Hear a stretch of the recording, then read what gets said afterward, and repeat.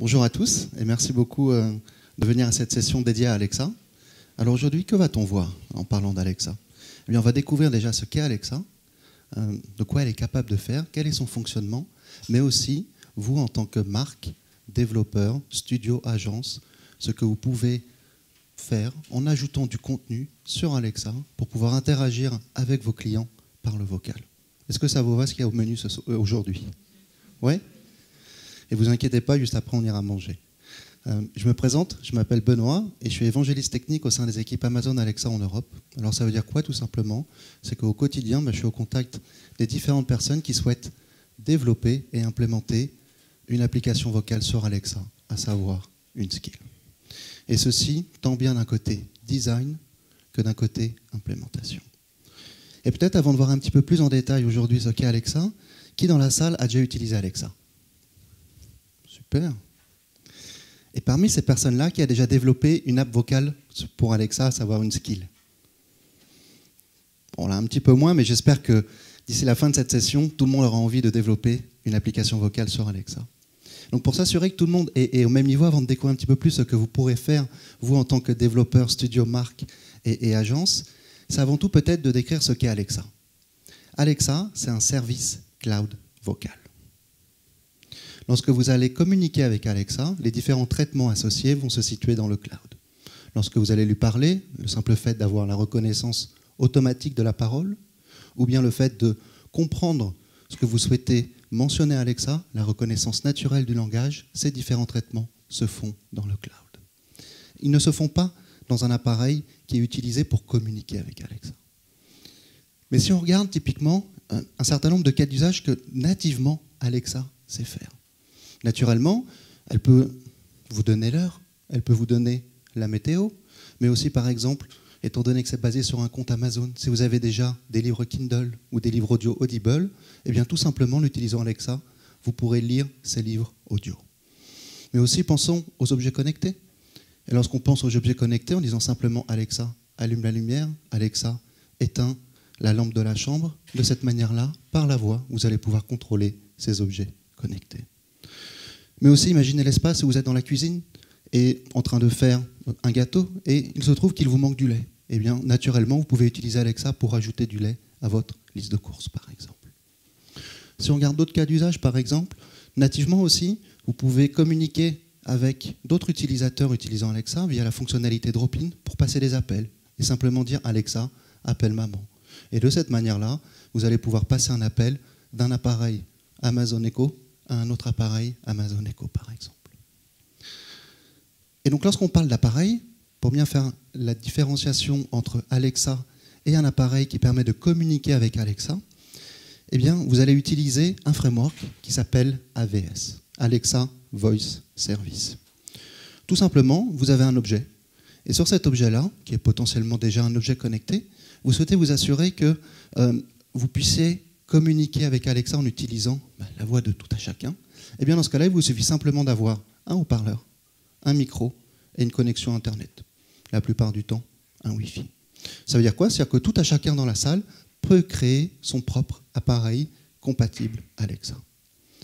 Et donc concrètement, si on regarde un certain nombre d'appareils qui vous permettent de communiquer avec Alexa, forcément, il y a la gamme proposée par Amazon via Amazon Echo, avec des appareils comme par exemple l'Amazon Echo Dot, celui que vous voyez au milieu de l'écran en bas à côté de celui avec l'écran.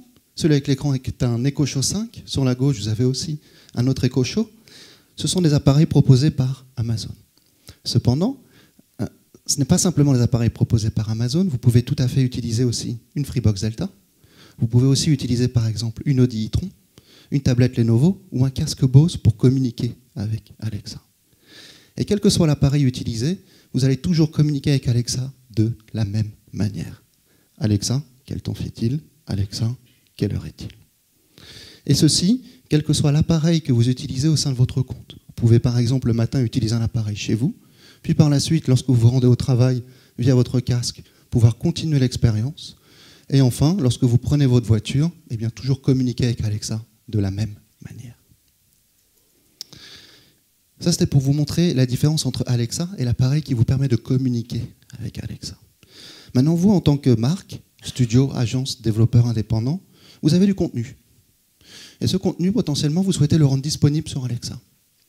Ce contenu peut être des jeux, peut-être des podcasts, peut-être des recettes de cuisine, des programmes télé, et ainsi de suite.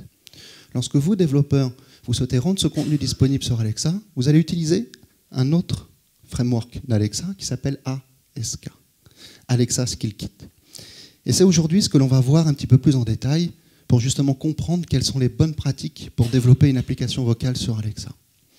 Ce qu'il faut voir en utilisant ASK ou AVS, en tout état de cause, il vous suffit simplement d'ouvrir un compte sur le portail développeur.amazon.com et vous aurez accès à un ensemble d'API, d'outils et de SDK en self-service et gratuitement. Donc, quelques minutes après avoir ouvert votre compte, vous pouvez directement commencer votre application vocale. Et quand on parle d'application vocale, typiquement si on regarde aujourd'hui un certain nombre de marques disponibles en France, et aussi pour vous donner une idée des types de cas d'usage qui peuvent exister. Forcément, un certain nombre de cas d'usage dans le média. Vous avez la grande majorité des radios en France qui sont disponibles, RTL, LCI, BFM et encore plein d'autres. Mais aussi, on a parlé de la cuisine. Et de la cuisine en France, on pense tout à fait naturellement à Marmiton. Ou bien les Français adorent écouter le programme télé et le rendre disponible via Télé Loisirs. Au point de vue objet connecté, pensez aux prises et aux interrupteurs Legrand. Vous souhaitez rénover votre maison, et bien dans ce cas-là, en utilisant les prises et les interrupteurs connectés Legrand, vous allez pouvoir par la suite utiliser Alexa pour contrôler votre maison, par exemple. Dans les transports aussi, pensons aux transports, pensons à Air France, qui vous permet de savoir quel est le statut de votre vol, ou bien oui SNCF ou encore RATP.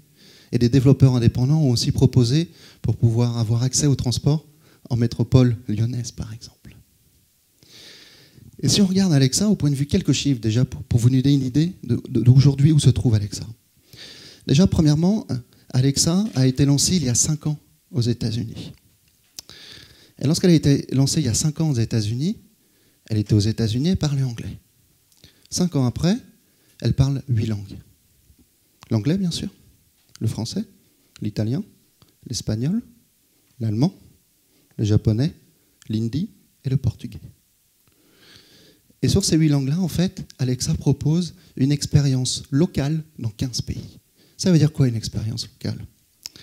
Ça veut dire que Alexa a une personnalité différente dans chacun des 15 pays que vous pouvez voir à l'écran. Ou typiquement, en français, elle va connaître les fables de La Fontaine. Elle va être capable de vous chanter une comptine pour enfants qui correspond à l'ensemble des comptines qu'on avait l'habitude d'écouter étant nous-mêmes enfants. Mais aussi, lorsqu'on regarde en nombre d'appareils qui permet de communiquer avec Alexa, que ce soit des appareils de la gamme Amazon Echo ou bien de fabricants tiers, aujourd'hui, il y a plus de 100 millions d'appareils qui permettent de communiquer avec Alexa. Bien sûr, on a parlé de la domotique avec les objets connectés. Pensez par exemple à votre station Netatmo. Eh bien, vous allez pouvoir demander un certain nombre d'informations à votre station Netatmo par la voix. Et aujourd'hui, il y a plus de 28 000 objets connectés que vous pouvez contrôler par la voix. Et enfin, vous, en tant que marque, studio, agence ou développeur indépendant, avec ce contenu que vous avez développé, aujourd'hui, il y a plus de 100 000 applications vocales disponibles sur Alexa. Ces chiffres, c'est au niveau global. Maintenant, si on regarde un petit peu plus sur la France, Alexa a été lancée en juin de l'année dernière, juin 2018. Donc ça veut dire quoi? C'est-à-dire que ça fait 17 mois qu'Alexa est disponible, et au moment du lancement, il y avait à peu près 200 skills. Donc des applications vocales que vous avez développées. Et aujourd'hui, quand on regarde 17 mois plus tard, il y a 9 fois plus d'applications vocales, il y a 1825, c'était le chiffre d'hier en tout cas, d'applications vocales disponibles. Donc on voit aujourd'hui l'engouement des développeurs, des marques, pour pouvoir créer une application vocale sur Alexa. Mais maintenant, vous allez me dire, ok, je vois à peu près la différence entre Alexa et ses différents composants. Je vois aussi à peu près la taille qu'aujourd'hui prend Alexa. Mais finalement, pourquoi faire une application vocale? Différentes manières d'envisager la chose. Et si on regarde sur différentes marques qui étaient présentes au lancement en France. Certaines marques se sont dit, finalement, je vais être le premier à proposer la commande de pizza, Domino's. De cette manière-là, en utilisant simplement Alexa, demande à Domino's Pizza de commander une pizza, vous pourrez obtenir une pizza qui sera livrée chez vous. D'autres personnes se sont dit, finalement, je vais proposer une nouvelle manière de jouer en utilisant la voix. Tout le monde connaît Akinator, un succès dans le mobile. Ils se sont dit, finalement, on va prendre notre expérience mobile et la transformer pour la rendre disponible sur la voie via une interaction très simple, avec des questions du style, s'agit-il d'un homme ou d'une femme? S'agit-il d'un personnage fictif ou non? La personne porte-t-il un bandeau? Et bam, il va trouver que c'est Rambo, par exemple. Mais aussi, par exemple, les Français adorent le programme télé, comme on l'a mentionné. Et donc, du coup, Télé Loisirs s'est dit, quoi de mieux que de proposer sur Alexa le programme télé pour répondre aux attentes des différents Français. Et enfin, indépendamment de la télé, les Français aussi adorent cuisiner. Et sur la cuisine, finalement, Marmiton possède un catalogue qui est assez conséquent, qui est apprécié par les Français. Et ils se sont dit, on veut proposer une expérience qui permet justement dans la cuisine de cuisiner. Et qui dit cuisiner, dit le fait d'utiliser ses mains. Donc quoi de mieux que d'utiliser une expérience vocale pour s'assurer que vous avez les mains libres pour cuisiner. Donc voilà différents drivers pour pouvoir créer une application vocale sur Alexa. Et tous ces différents éléments emmènent à un point qui est crucial lorsque vous allez vous poser la question, finalement, pourquoi faire une application vocale? Votre objectif va être de partager un moment avec vos différents utilisateurs, vos clients, pour créer justement de l'engagement. Et l'exemple que je prends ici nous vient d'une marque aux États-Unis qui s'appelle Crest. Crest propose une dentifrice pour enfants. Et ils se sont dit finalement comment se positionner sur le vocal, notamment sur une skill Alexa. Ce qu'ils ont remarqué, c'est qu'ils se sont dit c'est pas forcément évident qu'un enfant se lave 2 fois par jour les dents, et qu'à chaque fois qu'il se lave les dents, eh bien cette interaction dure au moins 2 minutes pour s'assurer que ses dents soient bien propres. Donc ils se sont dit finalement ce que l'on va faire, c'est qu'on va proposer une skill où un utilisateur va pouvoir mentionner la phrase « Alexa, start jumper from Gillnet ». Et suite à cette phrase-là, qui va permettre d'invoquer et de lancer la skill, eh bien, vous aurez une histoire interactive qui va durer approximativement 2 minutes qui sera lancée, pendant que l'enfant sera en train de se brosser les dents, pour justement lui donner envie de continuer. Et à la fin, une question lui sera posée, à laquelle cette question sera répondue au prochain brossage de dents. De cette manière-là, vous partagez un moment avec l'utilisateur, et vous allez pouvoir créer de l'engagement. Lorsqu'on partage un moment avec l'utilisateur, l'objectif c'est de placer dans la vie quotidienne de l'utilisateur pour justement créer ce fameux engagement et que l'utilisateur ait envie d'utiliser encore et encore votre application vocale. Et donc pensez à un certain nombre de cas d'usage de la vie quotidienne. Le matin, vous vous levez, vous allez allumer les lumières, puis par la suite, en train de prendre votre petit déjeuner, vous souhaitez écouter les informations. Par la suite, pour vous rendre à votre travail, potentiellement, vous allez utiliser un taxi ou bien un transport. Par la suite, le midi, il faut bien manger, donc vous allez commander de la nourriture. Avant de retourner travailler, vous avez peut-être envie de vous décontracter en jouant à un jeu. Puis par la suite, une fois rentré à la maison, vous allez faire à manger pour les enfants. Après avoir fait à manger pour les enfants, eh bien, vous allez mettre un petit peu de musique pour détendre l'ambiance. Et il faut bien faire la vaisselle et sortir les poubelles. Donc au bout d'un moment, vous avez envie de savoir si c'est la poubelle rouge, la poubelle bleue, la poubelle jaune ou la poubelle verte à sortir. Et enfin, une fois que les enfants sont couchés, eh bien, vous allez pouvoir écouter la musique d'ambiance pour vous relaxer. Et de cette manière-là, en pensant à différents cas d'usage, vous allez pouvoir vous inscrire dans la vie quotidienne de tout à chacun, de tout Français, pour pouvoir créer de l'engagement. Et ici, à chaque fois, vous pouvez voir sur les différents cas d'usage mentionnés, vous avez des skills disponibles en France. Donc ça, c'est plus pour dire pourquoi créer une skill, mais finalement pour les personnes qui ne connaissent pas encore comment interagir avec Alexa, pour voir à peu près quelles sont les différentes composantes d'une expression, d'une phrase que l'on pourrait mentionner à Alexa. Ici, typiquement, je vous montre le cas d'usage où vous avez une application. Imaginez, vous avez une application vocale qui a pour objectif de servir des boissons, des thés, des cafés, et ainsi de suite. Pour qu'un utilisateur puisse utiliser cette skill, l'invoquer, il va utiliser ce qu'on appelle un nom d'invocation. Ça va être un mot ou plusieurs mots qui permettent par la voix d'accéder à cette application vocale.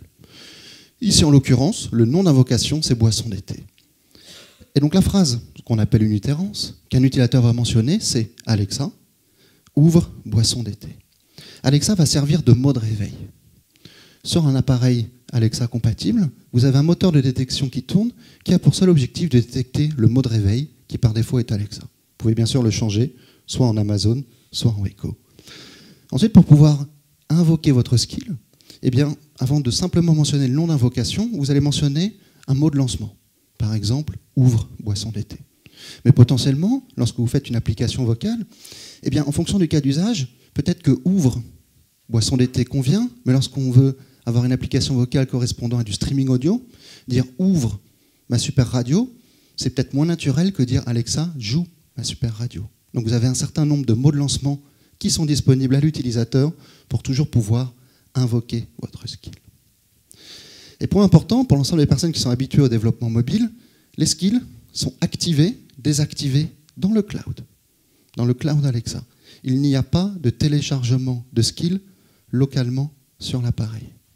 Point important, et à ne pas faire l'amalgame entre le mobile et le vocal.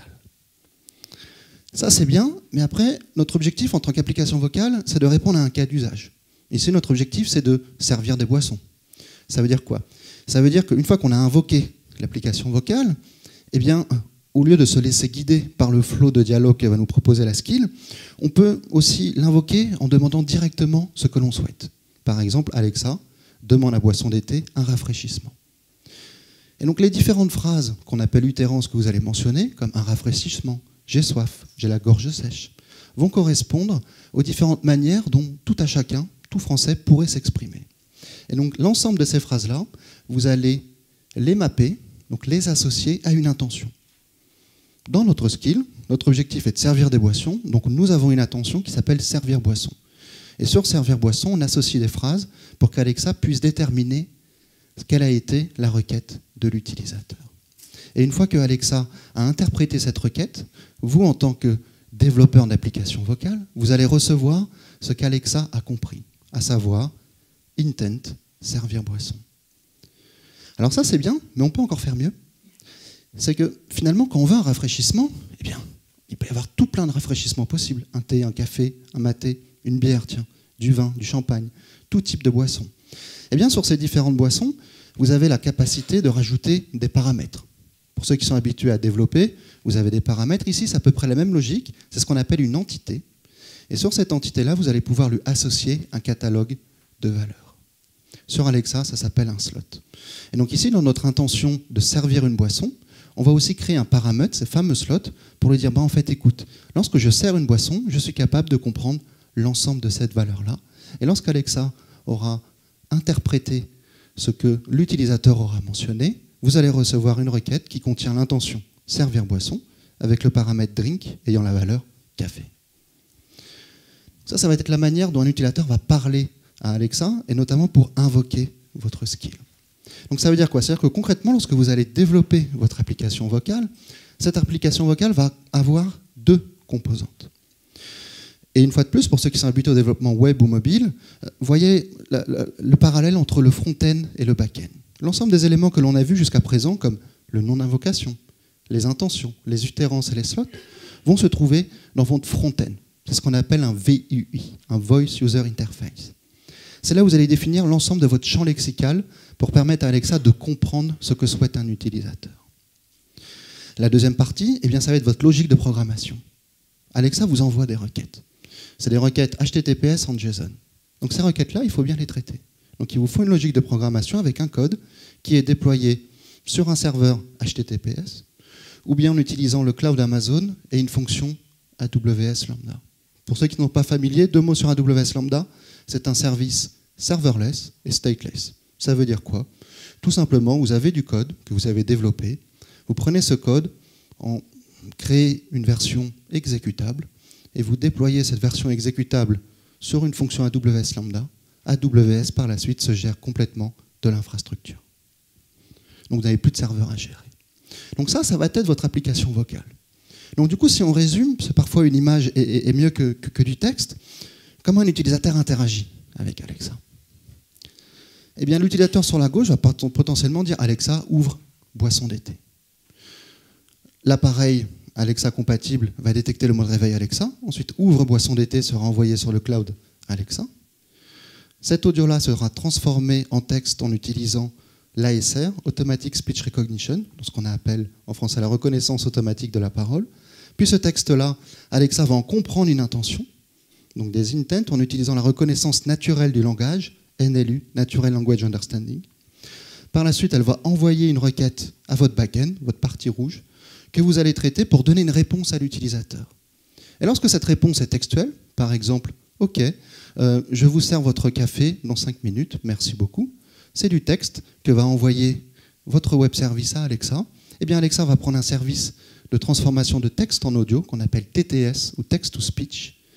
En utilisant la voix d'Alexa, un audio sera généré qui sera renvoyé à l'utilisateur et streamé sur l'appareil Alexa compatible. Point important aussi, vous voyez apparaître visuel. Pourquoi? Eh bien, parce qu'aujourd'hui, il y a aussi des appareils qui possèdent un écran. Et donc vous, en tant que studio, en tant qu'agence, en tant que marque ou développeur indépendant, eh bien, vous allez pouvoir utiliser cet écran-là et vous aurez la main sur l'ensemble de ce viewport pour pouvoir afficher ce que vous voulez. En gros, vous voulez mettre un éléphant rose au milieu de l'écran, vous pouvez le faire. Après, c'est vous qui voyez. Et aussi, lorsque l'on parle de visuel, c'est que lorsque vous configurez Alexa avec votre compte Amazon et que vous lui associez des appareils compatibles Alexa, eh bien, cette application-là, vous avez la capacité d'envoyer ce qu'on appelle des cartes. Et donc, vous aussi, en tant que développeur d'application vocale, vous aurez aussi la capacité d'envoyer dans le fil d'activité d'un utilisateur différentes cartes qui comprennent une image, un texte et un titre. Donc ça, c'était pour résumer à peu près, le fonctionnement d'Alexa. Tout ça, c'est bien, mais c'était plus au point de vue technique. Maintenant, ce qui est important lorsqu'on pense au vocal, qui est très différenciant par rapport au développement auquel on est habitué en web ou mobile, c'est qu'on commence par l'humain. Ça veut dire quoi, commencer par l'humain? Ça veut dire que potentiellement, vous avez des cas d'usage qui sont super, que vous avez déjà développés pour des écrans, pour le web ou mobile. Cependant, vous ne pouvez pas faire un simple copier-coller. Pour la simple et bonne raison que lorsque vous designez pour les écrans, vous designez pour la vision et pour le toucher. Lorsque vous designez pour la voix, vous designez pour la voix et pour l'ouïe, l'oreille. Donc par construction, le design d'application vocale est différent du design d'application mobile ou web, du simple fait que vous vous adressez à des caractéristiques différentes de l'être humain. Et donc une étape cruciale, en fait, c'est d'avoir des étapes où vous allez pouvoir créer des scénarios, où ici vous pouvez voir, c'est un exemple, nous venons d'Angleterre, de la BBC, où la BBC, à chaque fois qu'il développe une nouvelle application vocale sur Alexa, donc une skill, eh bien, vous allez avoir une personne, qui est représentée par la dame à gauche, qui va jouer l'utilisateur. Et les 3 autres personnes qui se trouvent sur votre droite va mimiquer Alexa, donc la skill BBC, et en fonction de ce qu'a proposé la gentille dame sur votre gauche, eh bien, ils vont prendre l'ensemble des cas d'usage qu'ils ont prévus, l'ensemble des éléments de réponse possibles sur les post-it que vous voyez pour pouvoir répondre à l'utilisateur. Et de cette manière-là, ils itèrent au fur et à mesure pour s'assurer que l'ensemble de ce que pourrait mentionner un utilisateur est couvert par l'application vocale. De cette manière-là, vous allez pouvoir itérer dans le design de votre application vocale. Mais après, vous allez me dire, potentiellement, moi, je propose déjà un produit ou un service en dehors du vocal, notamment en dehors d'Alexa. Comment je vais faire pour venir rajouter le vocal au sein de mon parcours utilisateur? Eh bien, j'ai envie de dire, potentiellement, vous avez déjà la réponse. Vous avez déjà la réponse, à savoir à quel moment dans le parcours vous souhaitez rajouter le vocal. Et pour vous illustrer ceci, je vais vous prendre un exemple qui nous vient d'Allemagne, via l'entreprise qui s'appelle Foodora. Foodora, en fait, vous permet de commander votre repas et d'être livré à domicile, ou en tout cas à l'adresse que vous souhaitez.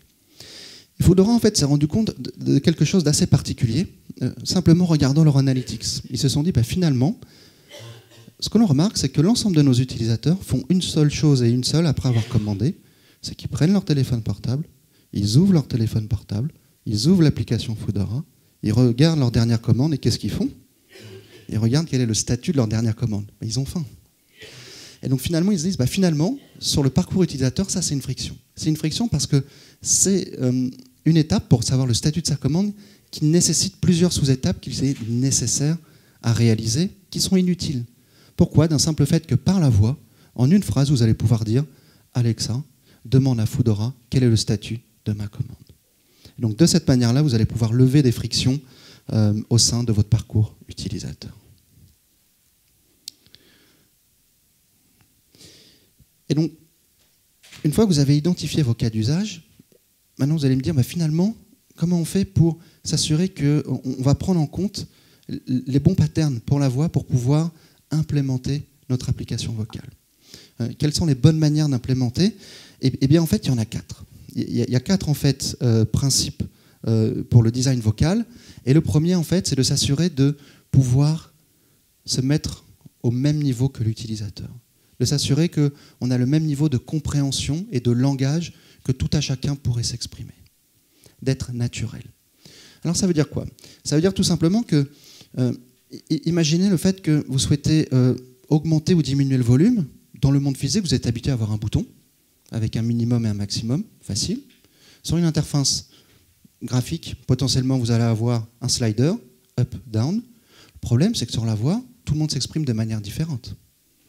Une personne peut dire plus fort, une personne peut dire augmente le son, une personne peut dire j'ai envie de mettre le son beaucoup plus fort. Donc il va y avoir toute une multitude de phrases qu'un utilisateur ou que l'ensemble des utilisateurs pourront exprimer. Et donc, dans cette fameuse partie bleue qu'on a évoquée précédemment, dans votre modèle interaction, vous allez, sur chacune des intentions, proposer un certain nombre de manières dont tout à chacun pourra s'exprimer.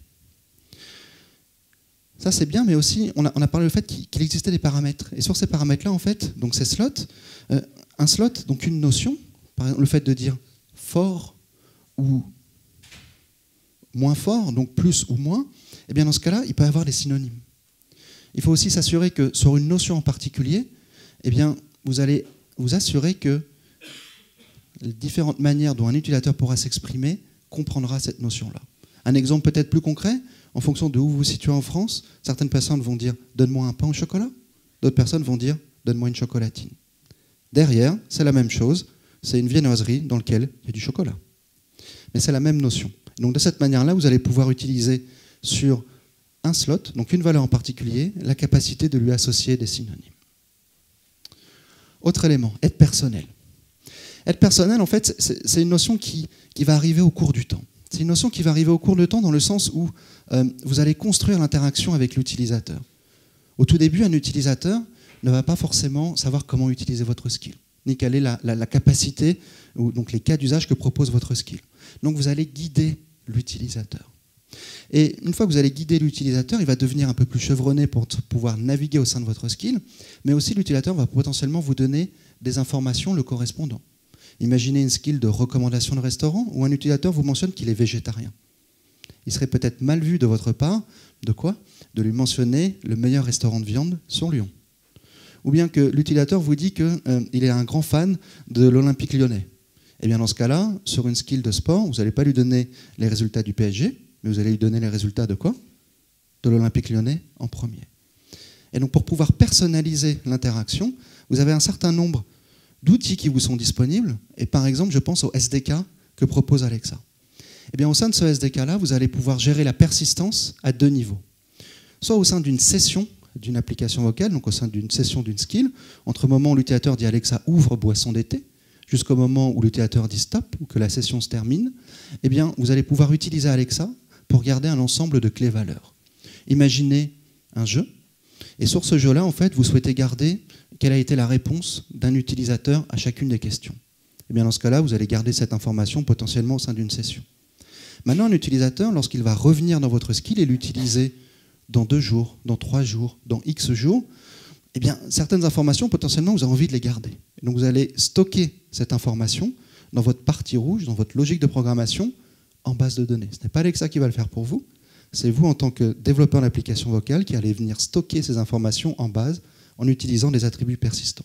Le fameux « je suis végétarien » par exemple, pour s'assurer que d'une session à une autre, un utilisateur aura toujours des recommandations qui n'incluent pas des restaurants de viande.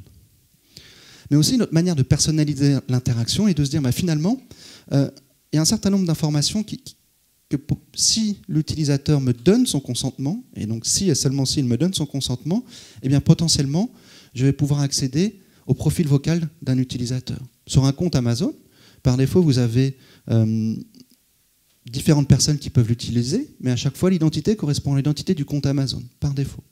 Aujourd'hui, ce qu'il est possible de faire, c'est d'enregistrer un profil vocal au sein de votre compte. De cette manière-là, vous pouvez enregistrer le profil vocal de papa, de maman, de la fillette et du fiston, par exemple. Imaginez ça. Et bien dans ce cas-là, si l'utilisateur vous donne son consentement au sein de votre application vocale, eh bien, vous pourrez être notifié de la part d'Alexa qu'il s'agit du profil 1 ou du profil 2 ou du profil 3. C'est quoi l'intérêt? L'intérêt pour vous en tant que développeur d'application vocale, c'est de se dire, finalement, imaginez le fait que vous allez proposer une course de taxi.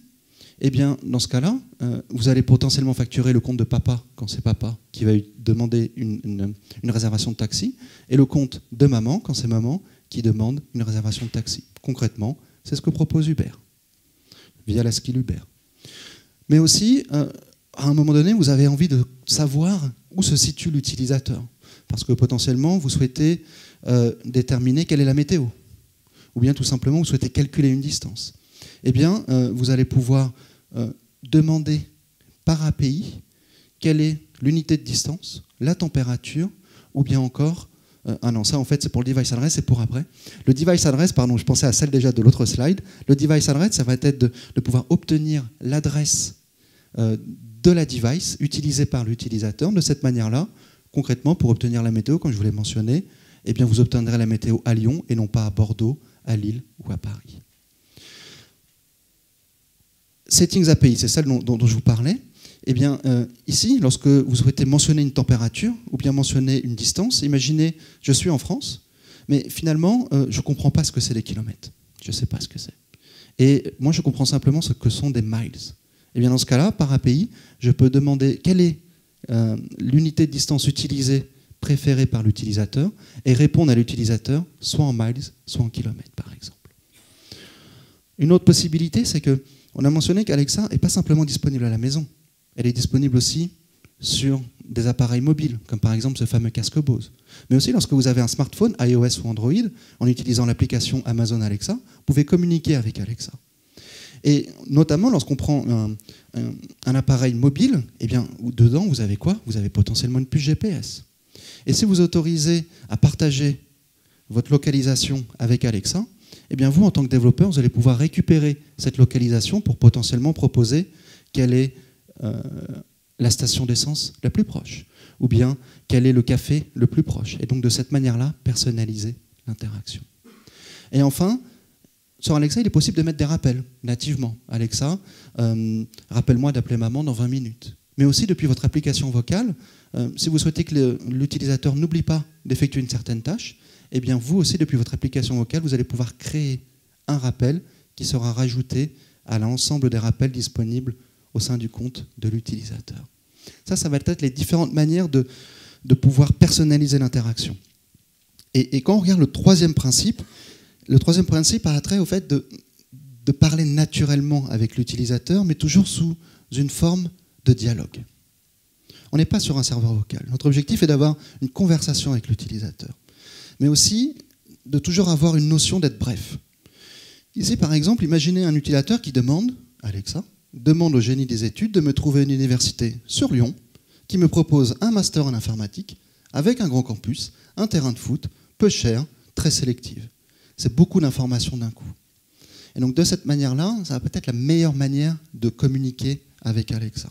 Ça, c'est vrai lorsqu'un utilisateur va mentionner une utérance à Alexa, mais pensez aussi en sens inverse. Et pensez par rapport à la charge cognitive de votre cerveau. Imaginez une confirmation de pizza où une application vocale vous dit je vais confirmer votre commande d'une pizza large, vous serez livré dans 5 minutes. Merci beaucoup. Clair, net, précis. A contrario, si vous, en tant qu'application vocale, vous répondez souhaitez-vous me confirmer votre commande d'une pizza large avec supplément pepperoni, avec supplément pâte épaisse, avec supplément macaroni, avec supplément champignons, avec supplément je ne sais quoi. Et d'ailleurs, si vous allez sur notre site www.exemple.com, en tapant le code ABC123, vous aurez un bon de réduction de 5 €. Souhaitez-vous toujours me confirmer votre commande? Vous êtes incapable de vous rappeler de l'ensemble des éléments que j'ai pu vous mentionner. Donc c'est pour ça le point est d'être bref et d'avoir des dialogues. Et d'avoir des dialogues avec l'utilisateur qui va vous permettre de collecter l'ensemble des valeurs au fur et à mesure. Donc là, de la même manière, lorsqu'on veut obtenir une université sur Lyon, eh bien c'est de se dire, finalement, sur ces différents paramètres, ce que je vais faire, c'est que je vais pouvoir les demander à l'utilisateur au fur et à mesure, à savoir où il souhaite étudier, à savoir quel type de programme il souhaite étudier, quelle taille d'établissement, et ainsi de suite. Et si l'utilisateur souhaite simplement me mentionner l'un de cette entité, donc l'un de ces slots, ou plusieurs de ces slots, je vais avoir la capacité de les collecter en même temps. Et donc, ce support, c'est ce qu'on appelle la fonctionnalité de Dialogue Management sur Alexa, qui va vous permettre d'éliciter différentes valeurs, donc de collecter des valeurs, mais aussi de valider et de confirmer ces valeurs ou bien l'intention. Et pour tout ça, en fait, vous, lorsque vous allez développer concrètement votre application vocale, eh bien, tout simplement, ce que vous allez dire au sein d'une intention, en fait, j'ai une intention pour trouver une université, par exemple College Finder, Intent. Sur cette intention-là, je vais proposer 4 paramètres, 4 slots, et sur chacun des slots, je vais dire à Alexa quelle est la question à poser, et Alexa va gérer le dialogue pour moi. Donc de cette manière-là, vous allez rester linéaire, et à la fin, votre skill, une fois que le dialogue est complet, va recevoir quelle a été l'intention avec tous les paramètres qui ont été mentionnés par l'utilisateur et la valeur associée, à savoir les slots. Donc de cette manière-là, vous allez pouvoir communiquer d'une manière beaucoup plus naturelle. Lorsqu'on parle aussi de voix, et qu'on parle de dialogue, un point aussi important est de dire finalement, quelle empreinte vocale je souhaite avoir avec l'utilisateur. Par défaut, lorsque vous allez écrire du texte au sein de votre application vocale, vous allez renvoyer sur Alexa pour qu'Alexa le mentionne à l'utilisateur. Eh bien, ce texte-là va être dit avec quoi? Avec la voix d'Alexa. Maintenant, vous pouvez dire, potentiellement, au sein de ma marque, j'ai déjà une empreinte vocale. Et donc, de ce fait, je vais potentiellement réutiliser ce même talent pour pouvoir gérer l'ensemble des réponses que je vais donner à l'utilisateur et garder la même identité. Après, sinon, une autre manière de se démarquer, c'est de dire, finalement, je n'ai pas encore d'identité vocale, je n'ai pas encore de talent qui me permettrait d'enregistrer l'ensemble des prompts, donc des réponses que je pourrais donner à mes utilisateurs. Cependant, en fait, il y a des voix en français qui existent sur Alexa, autres que la voix d'Alexa, et il vous suffit simplement, dans les réponses que vous envoyez, de rajouter des tags où vous allez mentionner la voix en particulier que vous souhaitez utiliser. En l'occurrence, en supplément de la voix d'Alexa, en utilisant la balise Voice que vous voyez ici, vous pourrez utiliser la voix de Céline, Léa ou Mathieu. Et ça ressemble à quoi? Ça ressemble à ça. Il n'y a pas de son. C'est toujours l'effet des mots. Hop. Et donc pour le son... Bon, désolé, je ne maîtrise pas en fait cet ordinateur-là. Et donc vous ne pourrez pas écouter les différents sons, à moins que... Le son, où se trouve le son ici? Donnez-moi une seconde. Alors on a mis le son au maximum. Bon, pas de son, désolé pour l'effet des mots. Tout à l'heure, je pourrais vous le montrer lorsque sur mon ordinateur, une fois que le son sera activé. Et pour continuer toujours sur le SSML, à savoir ce fameux système de tagging que vous allez utiliser, Speech Synthesis Markup Language, c'est quoi en fait? Vous pouvez voir ça en fait comme du XML ou d'écrire un texte qui est simplement bienvenue à tous les participants de l'atelier Alexa, organisé à l'occasion de la conférence Blend Web Mix. Imaginez que c'est simplement du texte que vous souhaitez renvoyer à l'utilisateur, donc répondre à l'utilisateur de cette manière-là. Eh bien, en rajoutant ces balises que vous voyez à l'écran, vous allez pouvoir changer la prosodie d'Alexa. Alors, ça veut dire quoi, changer la prosodie d'Alexa? Ça veut dire que vous allez pouvoir modifier son emphase, le fait qu'elle parle plus fort, le fait qu'elle parle moins fort. Vous allez pouvoir mettre des breaks. Vous allez pouvoir changer de voix. Parce que potentiellement, vous souhaitez toujours vous exprimer en français, mais sur une partie du texte, eh bien cette partie du texte aura un intérêt d'être mentionnée dans une autre langue. Imaginez le cas où vous souhaitez mentionner bonjour en japonais, eh bien vous pouvez dire en japonais, bonjour se dit konnichiwa. Eh bien pour dire konnichiwa, souhaitez-vous avoir un accent français ou bien utiliser une voix qui permet de s'exprimer correctement en japonais. De cette manière-là, vous allez pouvoir avoir une empreinte vocale qui va vous permettre de créer plus d'engagement sur Alexa.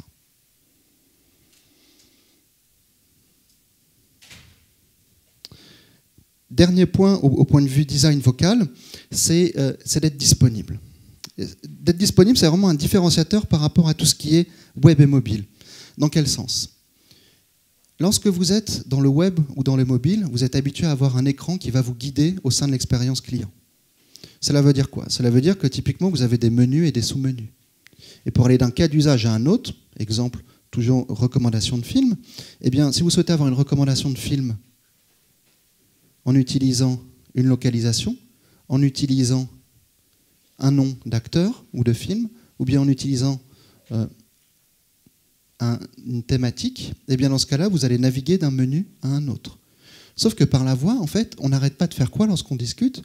On n'arrête pas de changer de contexte. Je peux dire, ah tiens, aujourd'hui il fait très froid. Ah en fait, t'as vu, il y avait plein de monde à Blind One Mix. Tiens, après, demain, tu te rends où? Est-ce que tu vas à Paris, Lyon ou Marseille? Et à chaque fois, là, je suis rentré dans 3 notions différentes.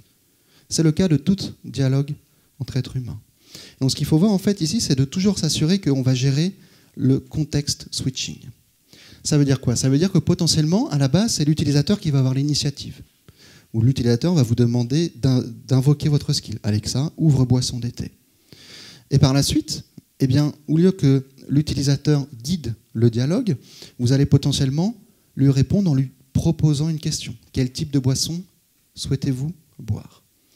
Et en finalité, ça va être un dialogue que vous allez avoir entre l'utilisateur et votre skill. Cela veut dire quoi? Cela veut dire que ça va être l'utilisateur qui va avoir l'initiative, mais aussi à d'autres reprises, ça va être la skill qui va réengager avec l'utilisateur. Et donc ça va être de cette manière-là que vous allez créer le plus d'engagement.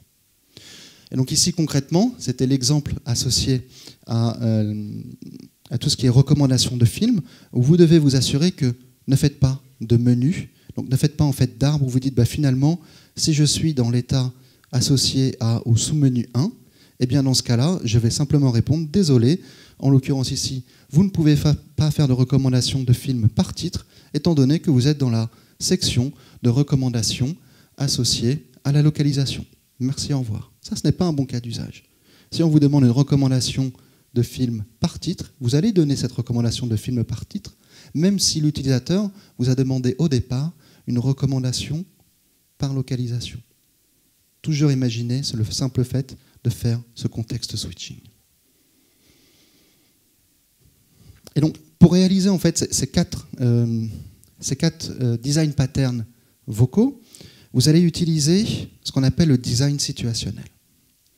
Et lorsque vous allez utiliser le design situationnel, il y a un élément fondamental qui est un turn. Un turn, en fait, c'est un aller-retour entre Alexa et l'utilisateur. Et donc, dans cet aller-retour, en fait, il va y avoir ce que l'utilisateur a mentionné, c'est ce qu'on appelle une utérance. Et il peut y en avoir une ou plusieurs qui correspondent à différentes manières dont tout à chacun s'exprime. Donc, du coup, on est adaptable.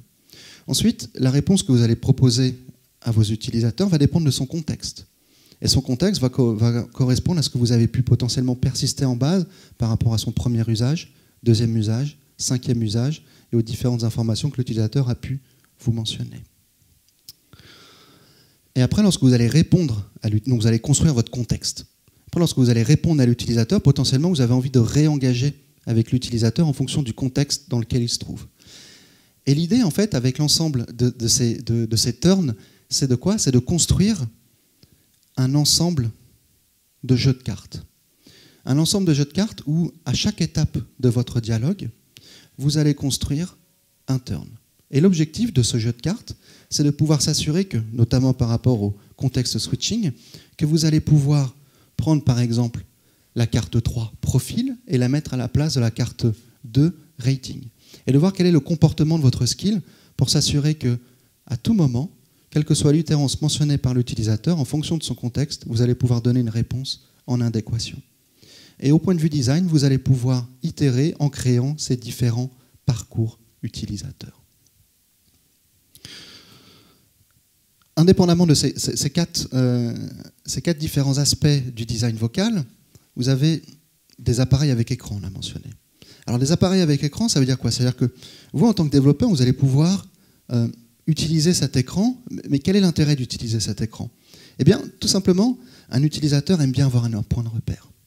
Et pour exemple, j'ai envie de prendre la météo. Par exemple, moi, ce que je fais tous les matins lorsque je lâche mes chaussures à la maison, c'est que je demande à Alexa quel temps fait-il. Eh bien, toujours si on se rappelle à la charge cognitive, Alexa va mentionner la température, le lieu, et s'il va pleuvoir ou non dans les heures à venir.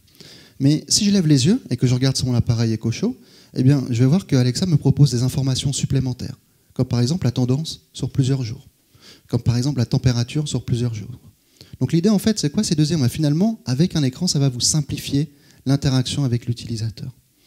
Aussi, toujours penser à cette fameuse recommandation de films, par exemple. Toujours et pensez une fois de plus à votre charge cognitive. Par la voix, lorsque vous allez proposer des recommandations de restaurants, vous allez potentiellement les proposer 3 par 3. Donc le premier film est Pierre, le deuxième film est Paul, le troisième film est Jacques. Après, si vous proposez plus de résultats, ce n'est pas que vous ne pouvez pas techniquement, mais c'est qu'au point de vue charge cognitive, vous ne serez incapable de vous rappeler de l'ensemble des résultats proposés. Alors que par la voix, vous pouvez directement proposer quoi? Vous pouvez proposer une dizaine de résultats disponibles à l'écran, et de cette manière-là, vous allez simplifier l'interaction, étant donné qu'un utilisateur n'aura plus qu'à cliquer sur l'élément qui l'intéresse. Aussi, on parlait du fait que lorsqu'un utilisateur va invoquer votre skill pour la première fois, il ne saura pas forcément comment l'utiliser de la meilleure des manières. Eh bien, sur les appareils qui possèdent un écran, vous, en tant que développeur, vous pouvez rajouter ce qu'on appelle des hints. Alors, des hints, c'est quoi? C'est concrètement des exemples de phrases qu'un utilisateur pourra utiliser contextuellement à l'usage de votre skill. Après avoir ouvert une skill, comme par exemple « Alexa, ouvre boisson d'été », eh bien, vous pourrez rajouter une phrase à l'écran qui mentionne « Alexa, commande-moi un café ». Donc de cette manière-là, l'utilisateur saura comment utiliser votre skill. Et vous allez pouvoir rajouter différentes phrases en fonction du contexte de l'utilisateur. Et enfin, qui dit écran, dit expérience riche. Expérience riche veut dire quoi? Veut dire que vous allez pouvoir mettre des images, mais aussi mettre des vidéos. Et donc, première expérience auquel on peut penser, c'est la cuisine, une fois de plus. Vous allez pouvoir montrer des recettes de gâteaux au chocolat. Vous allez pouvoir montrer des recettes de préparation pour qu'un utilisateur, une fois de plus, ait les mains libres. Lorsqu'on va penser à designer pour les écrans, donc venir agrémenter l'expérience vocale et la compléter par les écrans, elle ne la remplace pas. Elle ne la remplace pas, ici c'est un point qui est évident, mais sur lequel j'insiste. Vous allez développer une application vocale. Et cette application vocale va être disponible sur l'ensemble des appareils Alexa compatibles. Sur ces appareils-là, potentiellement, vous allez avoir des écrans de forme petite, ronde, comme un EcoSpot, où l'écran fait approximativement 3 pouces. Vous allez avoir des écrans en format tablette de 5,5 pouces, de 8 pouces, de 10 pouces. Des écrans en format TV de 30, 40 et beaucoup plus de pouces. Ou bien vous allez avoir simplement un Echo Dot sans écran. Eh bien ça veut dire quoi? Ça veut dire que lorsque vous allez proposer à l'écran une information, cette information doit être adaptée en fonction de la taille d'écran. Typiquement sur un petit écran rond, on va simplement proposer, si on montre, tiens, une fois de plus ce fameux film, l'image associée à ce film, le titre du film. Sur un écran beaucoup plus grand, comme par exemple une télé, vous allez afficher l'image associée au film, potentiellement la capacité de jouer la vidéo, les différents acteurs, ainsi que le synopsis et d'autres informations. Et sur les appareils sans écran, vous allez adapter votre speech pour que l'utilisateur n'ait pas trop de charge cognitive.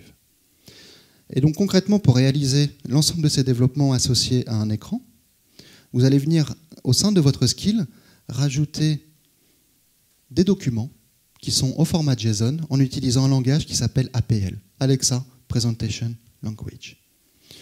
Ce langage-là, en fait, est composé d'un certain nombre de primitives. Vous avez des textes, des containers, des frames, des scroll view, des vidéos, et encore un certain nombre d'autres éléments qui vont vous permettre justement, comme j'ai pu le mentionner précédemment, d'avoir un contrôle total sur ce viewport et afficher ce que vous souhaitez. Ça, c'était pour vous dire que la voix est toujours principale au sein d'une application, forcément, vocale, mais aussi vous pourrez venir l'agrémenter par un écran.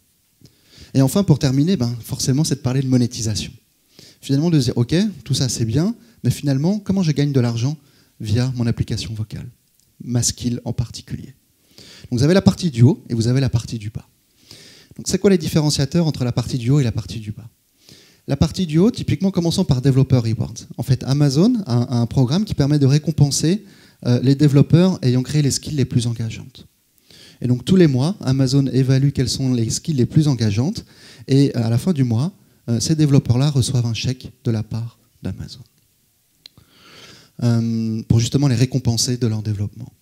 Et aussi, lorsque vous avez créé une application vocale, donc une skill, qui est disponible sur le Skill Store, parce qu'effectivement, les skills sont disponibles sur un store, de la même manière sur le mobile qu'un App Store ou un Play Store, sur le vocal, vous avez un Skill Store où les skills sont disponibles. Une fois que votre skill est live, il vous suffit de remplir un formulaire et vous pourrez obtenir des crédits du cloud Amazon AWS pour justement couvrir les coûts potentiels de votre infrastructure, à savoir de votre partie rouge. Et aussi, Alexa propose une fonctionnalité qui s'appelle Account Linking, qui n'est pas liée explicitement et exclusivement à la monétisation, mais qui peut vous servir à monétiser. Account Linking, déjà, c'est quoi? C'est une fonctionnalité qui va vous permettre de lier votre application vocale, donc votre skill, à quoi? À une base utilisateur que vous possédez déjà. Et au sein de cette base utilisateur que vous possédez déjà, si l'utilisateur a décidé de partager avec vous, quoi donc? Son moyen de paiement, imaginons en France une carte bleue, et bien dans ce cas-là, si vous réalisez la transaction, si vous avez la capacité de réaliser la transaction de votre côté, de cette manière-là, vous allez pouvoir commencer une commande via votre skill Alexa et terminer la transaction au sein de votre propre infrastructure. Concrètement, si on regarde en France, c'est le cas de Uber. Vous allez pouvoir commander un taxi via Alexa, mais la transaction se fera sur votre compte Uber. Et lorsque vous allez commander une pizza Domino's en utilisant la skill Domino's, la transaction se fera chez Domino's au sein de notre infrastructure. Après, vous dire, finalement, une autre manière de monétiser, c'est de se dire, je vais utiliser Amazon Pay ou In-Skill Purchase, parce que dans chacun de ces deux cas-là, ça va être basé sur quoi? Sur le moyen de paiement ou les moyens de paiement qui ont été enregistrés dans le compte Amazon de l'utilisateur. Et donc de réduire de la friction quant au fait d'effectuer une transaction par la voix. Donc regardons un tout petit peu plus en détail dans quel cas d'usage utiliser Amazon Pay et vraiment quelle est la différence entre Amazon Pay et In-Skill Purchase. Premier élément à toujours garder en tête, Amazon Pay, vous allez l'implémenter et le rajouter dans votre application vocale, donc votre skill, lorsqu'il s'agit de produits de la vie réelle, qu'ils soient virtuels ou physiques. Ça veut dire quoi? Des exemples de produits peuvent être un abonnement à une salle de sport, un abonnement à un journal papier, des tickets de cinéma, des tickets de train, des tickets d'avion, acheter des fleurs. Tout ça vont être des produits de la vie quotidienne. Eh bien, dans ce cas-là, vous allez utiliser Amazon Pay. Et concrètement aussi, vous allez pouvoir effectuer des donations, comme par exemple la skill Téléthon, ou bien la skill Notre-Dame, pour pouvoir effectuer des dons en utilisant Alexa. Et donc, comment se passe le parcours utilisateur en utilisant Amazon Pay? Déjà, première chose, il va falloir activer les achats vocaux. Une fois qu'un utilisateur aura activé les achats vocaux, il aura la capacité de configurer un voice pin. Une fois qu'il aura configuré ce voice pin, en supplément, afin de pouvoir effectuer une donation ou bien un achat au sein de votre application vocale, il faut en plus qu'il vous donne, à vous, son consentement explicite. Et une fois que ces conditions sont remplies, eh bien, un utilisateur, d'une manière très simple, au sein d'un dialogue qu'il pourra avoir avec une skill, et ici concrètement on voit l'exemple d'interaction qu'un utilisateur pourra avoir avec la skill Téléthon, il va simplement dire « Alexa, demande à Téléthon de faire un do ». La skill Téléthon va dire « Merci de penser au Téléthon, combien souhaitez-vous donner pour nous aider ?» Admettons, on se dit 15 €. Et bien dans ce cas-là, la skill Téléthon va demander de confirmer ce montant. Vous souhaitez donner 15 €, est-ce exact? Et à partir de ce moment-là, c'est Amazon Pay qui va prendre la main et qui va gérer la transaction pour vous. Vous allez répondre oui. Ici, c'est Amazon Pay qui va vous demander mon voice pin, où là je vais mentionner 1, 2, 3, 4, qui va me mentionner qu'il va y avoir un paiement qui sera effectué de 15 € en utilisant Amazon Pay et va redonner la main à la skill Téléthon. Mais tout ça, toujours dans le flow de dialogue de l'utilisateur. Et vous recevrez au sein de l'application Alexa une confirmation que ce paiement a été réalisé, ou bien annulé, ou bien quel est son statut. Ça, c'était pour Amazon Pay et les produits de la vie réelle. Une autre manière de monétiser, c'est In-Skill Purchase, ISP. Pour ceux qui sont habitués au monde du mobile et qui sont habitués à ce qu'on appelle In-App Purchase, vous pouvez voir le In-Skill Purchase comme à peu près l'équivalent. Donc le premier point à se rappeler, c'est que le In-Skill Purchase, à contrario de Amazon Pay, c'est pour du contenu digital. Concrètement, c'est quoi du contenu digital? Eh bien, lorsque vous avez un jeu vidéo, par exemple, ou même un jeu tout court, il s'agit simplement d'acheter des vies supplémentaires. Il s'agit de pouvoir acheter des cheat sheets, ou bien du contenu lorsque vous avez des podcasts.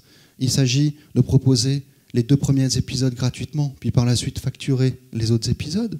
Ou bien lorsque vous avez des faits sur le sport, des faits sur la science, eh bien dans ce cas-là, vous allez potentiellement souhaiter monétiser l'un ou plusieurs de ces faits-là. Et donc pour pouvoir monétiser ceci, vous allez utiliser ISP. Et ISP, en fait, va vous proposer différents types de produits. Différents types de produits, en tout cas différentes manières de les monétiser, soit parce que vous allez faire un achat en une fois. Imaginez par exemple, vous êtes en train de méditer, vous faites du yoga. Eh bien, au sein d'une skill, lorsque l'on fait du yoga, on a envie d'être zen. On est d'accord. Donc comme on a envie d'être zen, eh bien, on n'a pas envie d'une session de yoga à une autre, d'être interrompu parce qu'il va falloir recharger son compte pour pouvoir accéder à la prochaine session de yoga. Donc le fait de faire soit un achat immédiat, en mode one-time purchase, pour accéder de manière illimitée à ce contenu, ou bien de proposer un abonnement, permet d'éviter une interruption au sein du fait d'accéder à son contenu. Après, lorsqu'on a parlé de jeux vidéo, eh bien, potentiellement, vous serez peut-être plus intéressé à fournir des consommables. Ou lorsque vous obtiendrez à la fin d'un jeu l'équivalent d'un game over, eh bien, dans ce cas-là, vous avez la capacité de proposer des consommables sous forme d'achat de packs de 5 vies, 10 vies, X vies. C'est vous qui allez pouvoir définir le nombre d'unités au sein de ce consommable, et à chaque fois, l'utilisateur pourra acheter plusieurs fois ce consommable. Et bien sûr, si vous souhaitez avoir un revenu récurrent, vous allez pouvoir proposer des abonnements. Mais le point qui est important aussi ici à bien mentionner, c'est que par défaut, votre application vocale doit avoir du contenu qui est toujours disponible gratuitement. Ça veut dire quoi, du contenu qui est toujours disponible gratuitement? Ça veut dire que, imaginez en fait le syndrome d'une page blanche avec simplement login password. Eh bien, un utilisateur, il n'a pas envie de venir. La première chose qui se fait, c'est qu'il s'en va. Ici, l'idée est la même. L'idée est la même, et de se dire, mais finalement, un utilisateur, en tout état de cause, peut activer une skill gratuitement. Toutes les skills sont aujourd'hui gratuites. Donc, lorsque je dis Alexa, ouvre boisson d'été, ou lorsque je dis Alexa, ouvre Uber, ou lorsque je dis Alexa, ouvre Domino's Pizza, ou lorsque je dis Alexa, ouvre oui SNCF, j'ai rien besoin de payer. Après, potentiellement, au sein de l'une de ces skills, si cette skill-là souhaite monétiser, elle va pouvoir rajouter ces produits-là. Mais en tout état de cause, à partir du moment où j'invoque cette skill, une partie du contenu sera gratuit. Comme par exemple ces fameux 2 premiers épisodes d'une série de podcasts. Et si on regarde un peu plus en détail, à savoir entre Alexa et vous, en tant que marque, studio, agence ou développeur indépendant, lorsque vous souhaitez rajouter une skill purchase, qui fait quoi? Et ici, l'objectif de cette slide est de vous montrer le fait que le service de monétisation d'Alexa fait beaucoup de choses pour vous et va vous simplifier la vie. Concrètement, elle va gérer les différents produits que vous avez enregistrés. Ça veut dire quoi? Ça veut dire gérer le paiement, ça veut dire gérer les voice pins, ça veut dire gérer aussi les abonnements. Ça va aussi être ce service-là, en fait, qui va proposer les différentes propositions d'achat, ou bien les différents achats à réaliser par l'utilisateur, ce qu'on appelle l'upsell ou le buy. Lorsque vous avez, par exemple, un pack qui contient l'ensemble des histoires disponibles au sein de votre application vocale sur la science, eh bien, vous avez 2 possibilités. Soit, en fait, vous allez pouvoir proposer à l'utilisateur de découvrir ce pack, upsell. Je possède un pack sur la science. En l'utilisant, vous aurez accès à l'ensemble de mes histoires disponibles depuis que l'homme a été créé, attrait à la science. Souhaitez-vous en connaître davantage? C'est un upsell. Et dans le buy, en fait, vous aurez aussi plus d'informations. Et lorsque vous aurez plus d'informations, eh bien, vous aurez aussi le prix correspondant à ce pack-là. Et vous, concrètement, en tant que développeur, il vous restera quoi à faire? Il vous restera justement de savoir à quel moment vous allez positionner ces propositions d'achat ou ces achats-là pour toujours l'associer concrètement au sein du flow de dialogue de l'utilisateur. Ça veut dire quoi lorsqu'on pense au point de vue bonne pratique pour pouvoir inclure la monétisation? Ça veut dire, premièrement, on va penser finalement quel type de produit je propose. Est-ce que j'utilise Amazon Pay? Est-ce que j'utilise une skill purchase? Digital versus produit physique. Mais aussi potentiellement, de penser au fait que j'ai envie de proposer un produit qui a une durée de temps définie. Sur ce produit qui a une durée de temps définie, il n'y a pas de catégorie existante. Mais dans ce cas-là, ce que je vais pouvoir faire, c'est d'utiliser un consommable et de traquer dans le temps combien de jours ce pack a été rendu disponible. Autre point important, c'est de se dire, finalement, comme j'ai une partie qui est gratuite par rapport à une partie qui est payante au sein de mon application vocale, c'est de savoir à quel moment je vais positionner mon offre. Et je vais toujours continuer l'interaction, à savoir s'il y a la question, je propose un pack sur la science qui vous permet d'accéder à l'ensemble des histoires depuis l'évolution de l'homme, et que l'utilisateur vous mentionne non. Et bien dans ce cas-là, vous n'allez pas stopper l'interaction avec l'utilisateur, vous allez toujours continuer l'interaction avec l'utilisateur par rapport à la partie gratuite disponible au sein de votre application vocale. Bien sûr, vous allez écrire quelque chose de qualité. Pourquoi? Quand je dis quelque chose de qualité, ça a l'air en bon français, étant donné que vous souhaitez monétiser votre contenu. Et enfin, si vous pensez de manière générale par rapport au développement d'applications vocales, au design d'applications vocales, toujours gardez en tête une chose. Gardez en tête le fait que votre développement a pour objectif de rendre par la voix l'accès à votre contenu d'une manière plus naturelle, plus simple et plus interactive à l'ensemble de vos utilisateurs. Et c'est ce que je souhaitais partager avec vous aujourd'hui. Et je vous remercie beaucoup de votre attention et je vous souhaite à très bientôt. Merci bien.